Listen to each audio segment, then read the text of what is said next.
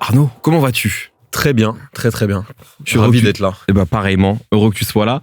On va parler de toi, évidemment, de ton rapport au sport, à la musique aussi. Je crois que c'est assez important pour toi. Mais justement, commençons avec le commencement. Tu fais de l'athlétisme. À quel moment tu t'es pris de passion pour ça ? Comment est-ce que tu as découvert cette discipline-là ? Je me suis pris de passion pour l'athlétisme sans avoir essayé l'athlétisme en fait. Vu que c'était à la télé et ça a été les images que je voyais des athlètes. Donc là c'était Mike Powell qui est le recordman du monde en 100 longueurs. Il y avait Carl Lewis, c'était à Tokyo en 91. Et moi je me rappelle simplement des athlètes qui volaient, tu vois, du dessin que leur chaussures faisaient dans les airs. En fait, vraiment, j'avais l'impression qu'il y a un moment où ils étaient en apesanteur, tu vois. Et donc, j'avais envie de ressentir ça. Donc, voilà, j'ai été touché par ça, comme j'aurais pu être en tant qu'enfant, touché par d'autres choses. Et c'est à partir de ce moment-là où je me suis dit, je veux faire de l'athlétisme, je veux faire du 100 longueurs, je veux voler, en fait, tout simplement. Donc, j'ai dit à mon père, je veux faire les Jeux Olympiques. Mais tu mesures pas à cet âge-là ce que ça signifie. Non. Avant ça, de sauter, si je peux dire, tu fais du sport déjà plus petit, tu tentes d'autres choses. Je crois que tu as fait de la natation aussi. Ouais, je fais de la natation. De l'âge de mes 2 ans jusqu'à... Enfin, c'est pas de la natation, hein, c'est tu barbotes à ce moment-là, mais jusqu'à mes 13 ans. Mes parents m'ont mis en fait dans la piscine. Donc, je suis né sans avant-bras gauche avec une agénésis, une malformation congénitale. Et pour eux, le sport était un peu une solution, en tout cas un outil pour pouvoir, pour faire en sorte que je puisse être équilibré physiquement et mentalement. Et je pense qu'ils ont clairement raison par rapport à l'équilibre. Et donc voilà, le sport, ça, c'était important au départ. Et effectivement, je fais 13 ans de natation, je fais du basket. Et puis je fais du tennis de table, je fais du foot, mais en club vraiment très très peu de temps. Parce que c'était plus avec les amis. Je faisais du tennis aussi avec des amis. J'avais envie de faire du taekwondo, encore une fois, par rapport à l'esthétique. Je trouve ça hyper esthétique, hyper joli, comme une chorégraphie un petit peu. Donc voilà, j'ai touché à pas mal de sports. Ouais. Avant de revenir sur le sport, parce que tu as dit de passion, et c'est vrai que une passion, ça peut être salvateur, en fait, quand on a quelque chose, en fait, et qui nous pousse à nous réveiller tous les matins. Et toi, j'ai l'impression que t'en as un peu plusieurs. Il y a le sport, mais tu fais pas que ça. C'est-à-dire qu'en fait, je crois que tu as étudié aussi à Sciences Po, tu as étudié le cinéma, si je ne dis pas de bêtises. Tu es un passionné de musique.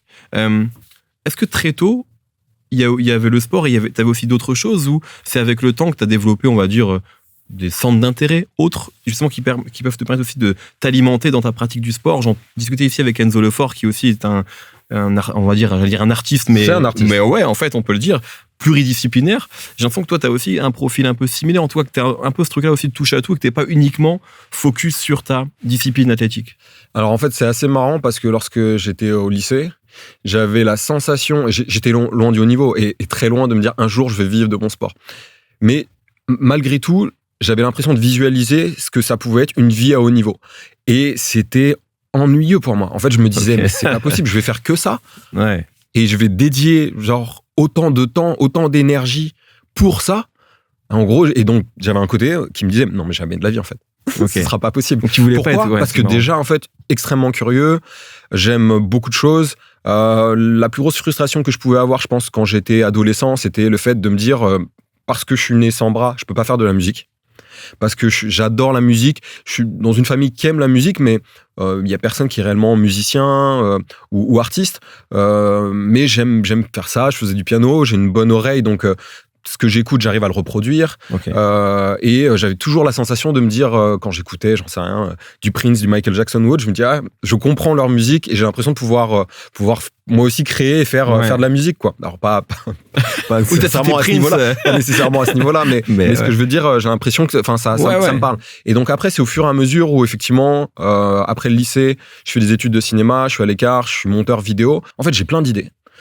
C'est en lien avec la musique, je monte sur la musique, donc j'ai une manière un peu originale par rapport à ce qu'on nous apprenait, c'est-à-dire que je montais d'abord la musique et après je mettais les images, donc c'était déjà très, très rythmé. Je bosse après MTV, je fais un peu de doc, je fais effectivement une formation pour sportif de haut niveau à Sciences Po Paris, ça m'ouvre plein d'horizons, j'aime la pluridisciplinarité, et puis quand je suis parti aux États-Unis pour m'entraîner après les Jeux de Londres en 2012, donc c'était, j'avais fait Athènes, Pékin, et puis de Londres, donc je pars du côté de Californie, Santa Monica et après San Diego, et en fait vu que j'étais frustré par rapport au fait de me dire ok, j'adore la musique, j'avais commencé à initier des choses dans la musique, j'aimais pas ma voix parce que j'écris, je compose et je chante, je me dis, je vais prendre du temps quand je serai là-bas pour investir dans la musique.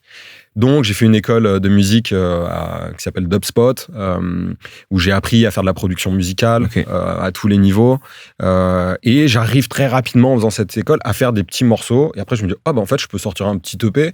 Donc, derrière, je me dis, mais attends, si je veux sortir un EP, je le fais pas pour gagner de l'argent, parce que je suis pas encore au niveau et je vais avoir plein de choses, plein d'étapes à passer. Et il y a beaucoup de travail encore. Par contre, en fait, j'ai compris que si tu voulais être écouté, il fallait avoir une stratégie, et un peu une stratégie un peu comme un label, même si tu gagnes pas d'argent nécessairement. Du coup, j'ai commencé à étudier un peu le music business. Donc, j'ai fait des formations à Berklee Music. En fait, je lisais des livres sur le sujet, et je faisais des mind maps juste énormes. J'essayais de comprendre un peu tout cet univers. Donc, c'est au-delà du fait de... c'est important pour moi, j'aime la musique, c'est quelque chose qui est essentiel, et en termes d'équilibre émotionnel, je pense que la création, quelle qu'elle soit, le fait de pouvoir s'exprimer, c'est hyper important pour tout le monde, à quelques niveaux que ce soit, pour avoir un équilibre. Donc ça, c'est essentiel, mais ensuite, si tu veux... c'est la curiosité et la découverte. Je suis un peu comme un enfant et je découvre des trucs. Je me dis, c'est incroyable. Et je me dis, cet artiste est dingue. J'ai envie de comprendre comment ils font. Et en fait, j'ai envie de pouvoir créer moi-même. Donc voilà, mais c'est quelque chose qui a toujours été l'équilibre. Pendant un moment, c'était les études. Après, c'était plutôt la création. Et donc aujourd'hui, il y a d'autres projets aussi culturels que je développe en équipe autour de la danse, d'autres autour du design de prothèses en termes de sensibilisation sur le handicap par le médium de l'art, de la culture, des technologies numériques, tu vois, de réalité augmentée, de réalité mixte. On souhaite faire des expositions, mais au final, tout ça, le sens, c'est de permettre de changer le regard sur le handicap, de faire évoluer ou sur la différence de manière générale, d'aborder des sujets dont on parle, mais on n'appréhende pas forcément la profondeur des problématiques, et de se dire, ok, en fait, que les personnes, que les gens puissent se sentir concernés, si tu veux, et de présenter sous un nouveau jour, mais d'un côté créatif, ludique, et pas un truc misérabiliste, chiant, qui peut te faire peur, etc. Non, en fait, le but, c'est d'être assez humain. Donc, tout ça, en fait, toutes les passions, au fur et à mesure, convergent vers des messages, vers des valeurs, au final, tu vois, pour faire évoluer les droits sur l'égalité, la justice sociale, des choses qui sont hyper importantes, et d'autant plus aujourd'hui. Et le sport, je me suis rendu compte que c'est un moyen d'expression incroyable, tu vois, d'éducation, de lien social, d'inspiration, pour le sport santé, etc. Être avec les autres, mais la culture, c'est monstrueux. Et effectivement, ce moyen-là est hyper puissant. Donc, au-delà du fait de dire, ok, c'est fun, on se fait plaisir. Pour moi, c'est le premier truc, ça doit être ça. Ensuite, tu te dis, tu peux aussi passer des messages, tu peux faire évoluer des choses au niveau de la société par ta création. Je reviens juste rapidement sur la musique, parce que tu es un bousier de musique, on le comprend, tu en fais aussi. Est-ce que toi, avant une épreuve, par exemple, il y a un artiste que tu aimes particulièrement, un ou une artiste ou des artistes, mais vraiment quelques-uns que tu aimes particulièrement écouter, qui te font du bien, qui te motivent? Ou est-ce que peut-être que c'est le moment où tu n'écoutes pas de musique, peut-être, je sais pas, avant une compétition? La musique, elle est centrale, et j'en écoute tout le temps. Okay. J'ai très souvent un casque sur les oreilles. Déjà, ça m'aide à me concentrer. Et ensuite, ça fait partie de ma vie, quoi. Donc, avant les playlists, avant les championnats, avant les compétitions, change assez régulièrement. Et donc, ce qu'on va dire, c'est plutôt ce que j'écoute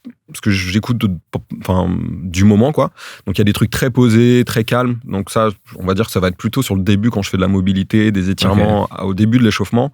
Et après, ça va être des trucs plus rythmés, un peu plus hardcore. Donc, il y a House of Pain, Jump Around. Ça, c'est un classique. Ah, le classique, tu l'écoutes encore, celui-là? Ouais, celui-là, il est indémodable. Celui-là, il revient tout le temps. Là, j'en sais rien, j'écoutais du Kendrick Lamar, pas mal. Là, j'ai remis du DMX il y a pas très longtemps. Oui, ça me semble être la voix la plus motivante au monde. Là, c'est clair. Non, je sais pas. Après, il y a beaucoup de hip-hop. Hip-hop US, ça peut être des sons français aussi. En fait, en vrai, ça peut être de tout. Ça peut être aussi, j'avais mis du Justice. Sur leur premier album, donc tu vois, avec du Genesis, ou des trucs un peu bien vénère aussi. Bien vénère ou bien sombre. Franchement, ça dépend. Ça peut être. Je suis très éclectique d'un point de vue musical. Ok. Et donc voilà, c'est vraiment ça va avec les moments. Quand on était au Brésil, c'était du funk. Ouais. C'est là où tu as découvert la musique de là-bas aussi? Brésilienne, pas du tout. Non. Moi, comme je disais, donc le truc par rapport à la musique, c'était pour moi de me dire je pouvais pas en faire. J'ai fait du beatbox quand j'avais 15 ans, grâce au Science Supakru, Razel, Kenny Mohamed. Je me souviens plus, un anglais aussi. Enfin voilà, il y avait pas beaucoup de beatboxers. Ouais, c'est vrai qu'il y avait Razel et ça, nous on connaissait ça un peu à l'époque, c'est vrai. Avec Angela en fait, bien sûr. ça, je dis, putain, c'est incroyable. Il fait ça avec sa bouche, c'est dingue. Et la musique brésilienne en fait, c'est arrivé beaucoup plus tard. J'ai commencé à en faire en 2007. Ça me fait rire quand je donne des dates, c'est il y a tellement longtemps en fait. En 2007 et en 2005, j'avais vu pour l'année du Brésil en France, ils avaient fait l'ouverture de l'été, enfin je sais plus comment on appelle ça, sur les quais de Paris. Et donc il y avait une batucada, du samba, et il défilait. Et je découvre, donc il y a plein de sections d'instruments, et je découvre le repique ou repinique. C'est un instrument qui ressemble à un tom de batterie et qui se joue avec une baguette et la main, et que tu portes en fait à la ceinture, tu vois. Et en fait, quand je vois ça, je me dis incroyable, je suis sûr que je peux jouer de cet instrument-là, quoi. Et t'as un swing en fait. Tac, tac. Si tu le décomposes et tu joues tout droit, tu vois, à la manière un peu française, ta ta ta ta ta ta ta ta ta ta ta ta ta. Tu vois, en gros, ça a pas de swing. C'est le swing brésilien, c'est tac, tac, tac, tac, tac. Et donc en fait, ça, je l'ai tout de suite. Et très rapidement, je progresse. Mon objectif, à chaque fois sportif, je me dis, je veux jouer avec Sambatu, qui est la meilleure école à Paris, et même meilleure école de France de samba. C'est 3 ans généralement pour se former. Je me dis, je vais le faire en 1 an. Et en fait, je suis tellement à fond, je vis dans une chambre de bonne, je regarde toutes les vidéos sur YouTube dès qu'il y a du répique, et avec un petit pad pour pas faire de bruit, tu vois, de batteur. En fait, je progresse énormément. Et au bout de 3 mois, je fais Sambatouk. Et mon rêve à ce moment-là, c'est de jouer un jour et de défiler au Carnaval de Rio. Et en fait, la première fois que je vais au Brésil, c'est pendant les les Jeux paralympiques en 2016. J'ai une interview de BBC Brésil et qui me dit vous êtes déjà venu au Brésil? Je dis non, c'est la première fois, mais ça fait des années que je veux venir. Chaque fois. Et il me dit, mais c'est quoi votre lien avec le Brésil? Je dis c'est la musique et la bouffe. Et il me dit comment ça? Je dis je fais du samba. Et chaque année, je vois mes collègues qui viennent ici en fait pour le carnaval. Et je dis moi, c'est une frustration de malade parce que j'ai des compétitions et je peux pas partir. Quoi. Et il me dit c'est quoi votre donc qu'est-ce que tu joues? Je dis répique. Et c'est quoi ton école préférée? Je dis Salgueiro. Et donc voilà, je fais l'interview. Donc j'aurais pu dire Mangueira, Mocidade, d'autres écoles si tu veux. Et après ma médaille, je reçois des coups de fil du consulat français, de journalistes brésiliens qui me disent Salgueiro aimerait te rencontrer. En fait, l'interview était sortie, ils avaient vu et ils se disent c'est qui ce gringo français paralympique qui dit qu'il fait du samba? On veut voir ça. Et je vais à une soirée, je rencontre le vice-président de l'école et en fait, il m'invite. Je parle pas portugais, j'ai l'accent en fait. Donc tu vois, je fake it mais je le make it pas du tout quoi. Okay. Et on me traduit, et à un moment, on me dit, on va voir comment le gringo... on a un Français qui est là, etc. On l'accueille aujourd'hui, il a été médaillé, et on va voir comment il joue, tu vois, il chambre un petit peu, quoi. Je sais que je parle pas, mais ça fait très longtemps que j'ai pas joué, mais par contre, tous les signes et les codes du samba, je les connais. Et donc, on a joué, et toute la soirée, j'étais avec des amis, avec cousins, etc. Et on a passé une soirée de malade, et Mestre Marcão, qui est le maître de batterie, c'est un peu le chef d'orchestre, je lui dis... J'aimerais venir m'entraîner pour faire le carnaval. Est-ce que c'est possible? Il me dit reviens. Et donc je suis reparti au Brésil en 2017. J'ai passé 4 mois. J'ai appris le portugais. Je suis parti avec plein d'instruments et mon home studio pour faire de la musique aussi. Pendant ce moment-là, je faisais du coaching sur la plage pour me faire un peu d'argent de poche. J'allais surfer et en gros je faisais la fête et tout. Et j'ai joué et défilé avec Salgueiro. On fait 3e, on est dans le Sambodrome et c'est un peu c'est les Jeux parce que t'as 90 000 personnes et c'est juste incroyable. Okay. Donc voilà une partie en tout cas, tu vois, de par rapport à la musique brésilienne, quoi. Peut-être une dernière question parce qu'on est un peu. Mais très bien. Et je parle beaucoup. Tant mieux. Quand c'est la passion et le cœur qui parlent. C'est le rêve d'intervieweur, ça. Tu sais, d'avoir un interviewé qui parle justement. Mais est-ce que tu as un morceau, par exemple, de célébration? Un morceau de célébration. Ou que t'aimes bien, je sais pas, c'est quand tu remportes une médaille, est-ce qu'il y a un morceau que t'aimes bien? Non, pas spécialement. Pas en particulier. Non, c'est vraiment ça va avec les émotions du moment, avec ce que j'écoute pendant le moment, avec le partage avec les autres. Je me souviens qu'il y avait DJ Rascal. DJ Rascal en anglais. C'était un des sons, par exemple, quand on écoutait en 2012, et tu sais, avec l'accent anglais, et je me souviens qu'on le connaissait par cœur avec Antoine, qui était mon coloc de chambre. et on se le faisait et on se l'écoutait tout le temps, tu vois. Merci beaucoup. Merci, C'était un plaisir. plaisir partagé.